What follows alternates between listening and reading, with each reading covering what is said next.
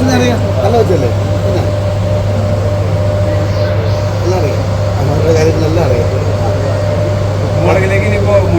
അല്ല എനിക്ക് അവിടെ എന്തോ അഗ്രിമെന്റോ എന്തൊക്കെ ഇല്ലേ, വിട്ടു വന്നിട്ട് 1 വർഷം എന്തോ അഗ്രിമെന്റ് ഒന്നും ഇല്ലേ, അത് കഴിഞ്ഞിട്ട് മിക്കവാറും കാണുമായിരിക്കും. കാരണം അവൻ്റെ താല്പര്യമാണ്, അല്ല വേറെ ഒന്നുമില്ല. അവൻ്റെ അപ്പോൾ ഒരുപാട് പ്രോജക്റ്റ് വരുന്നുണ്ടല്ലോ, സിനിമയുടെ കാരണങ്ങളുണ്ട്, ഡാൻസിൻ്റെ, അവൻ്റെ വിദേശത്തൊക്കെ ഡാൻസ് പ്രോഗ്രാം ഉണ്ട്. അപ്പോൾ അതിൻ്റെയൊക്കെ ഇടയ്ക്ക് സമയം കണ്ടെത്തിയിട്ട് വരാൻ പറ്റുമെങ്കിൽ വരും. ഈ ജീവിതത്തിലൊരു വലിയൊരു കാര്യമാണ് നമ്മുടെ വിവാഹം എന്ന് പറയുന്നത്. അപ്പോൾ അത് എത്രത്തോളം പ്രാധാന്യം ഉണ്ടെന്നാണ് ചേട്ടൻ്റെ ഒരു പ്രാധാന്യം എന്ന് പറഞ്ഞാൽ ജീവിതത്തിൽ വിവാഹം പ്രാധാന്യമാണല്ലോ അല്ലേ. ഞാൻ വിവാഹം കഴിച്ച ഒരാളാണ്, ശരിക്കൊരു റോളുണ്ട്.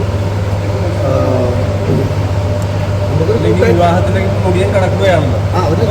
യുവതലമുറ വിവാഹം കഴിക്കുമ്പോൾ എന്തെങ്കിലും അല്ല, ഞാൻ പറഞ്ഞത് എനിക്ക് എൻ്റെ എക്സ്പീരിയൻസ് എന്ന് പറഞ്ഞാൽ എനിക്ക് വിവാഹം കഴിച്ചു, എനിക്കൊരു കൂട്ടാണ്.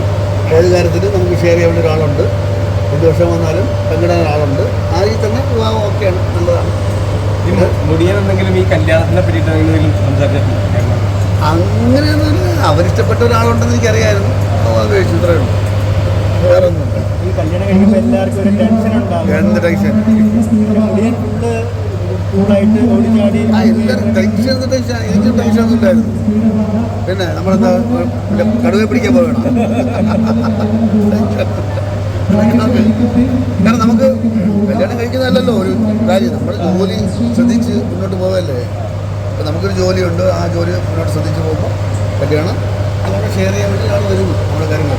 ഓക്കെ, എന്താണ് അഭിപ്രായം? കല്യാണത്തെ പറ്റി എന്താ അഭിപ്രായം? ചേച്ചി പറഞ്ഞ് കല്യാണം കഴിക്കട്ടെ എന്നാണ്. അത്രേ ഉള്ളൂ, അതെ, കഴിക്കട്ടെ. പ്രത്യേകിച്ച് അഭിപ്രായമില്ല, കല്യാണം കഴിച്ചുമ്പോഴാണ് അഭിപ്രായം പറയാം.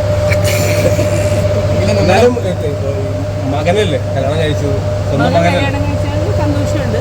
പിന്നെ അവർ ഒരുപാട് കാലം ഇഷ്ടപ്പെട്ടതല്ലേ, അപ്പോൾ ആ ഒരു സന്തോഷം എന്തായാലും ഉണ്ട്. അവർക്ക് ഈ പ്രേമിച്ചിട്ട് ഒന്നിക്കാൻ പറ്റാന്ന് വെച്ചാൽ അത് വളരെ അപൂർവ ആൾക്കാർക്ക് മാത്രം പറ്റുകയാണ്. ഐശ്വര്യ നല്ല കുട്ടിയാണ്, ഋഷി നല്ല കുട്ടിയാണ്, ഒരു നല്ലോണം സന്തോഷത്തോടെ ജീവിക്കും എന്നുള്ളതാണ് നമ്മുടെ. ഇപ്പൊ ചേച്ചി ഇപ്പൊ ഹൽദിക്ക് പറഞ്ഞിരുന്നല്ലോ, മുടിയൻ ഇനി അങ്ങോട്ട് ഒരു വലിയൊരു ഇതിലേക്കാണ് കിടക്കുന്നത് എന്നുള്ള രീതിയിൽ ഉത്തരവാദിത്തം കൊടുത്തു.